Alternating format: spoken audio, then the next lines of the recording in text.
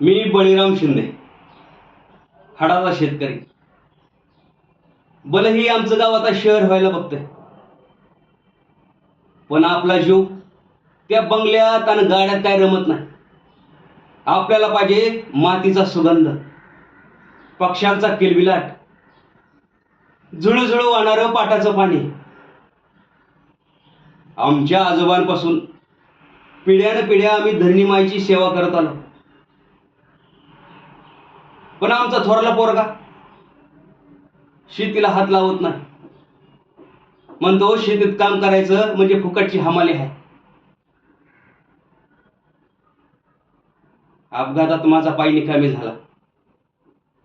तेव्हा असं वाटलं, पिढ्यान पिढ्या आपण ज्या जमिनीची सेवा करत आलो, ज्यात घाम घालून आपण मोती पिकवलं, त्याची सेवा कोण करणार.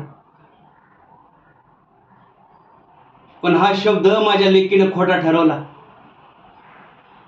ज्या वयात पुरी हाताला मेहंदी लावायचं सपन बघतात, तेव्हा माझ्या पोरीनं हातात नांगर धरला.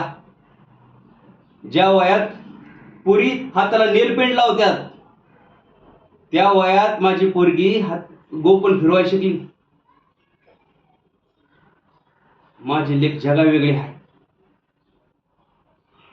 राजाची जशी राजकन्या, तशी माझी भूमिकन्या.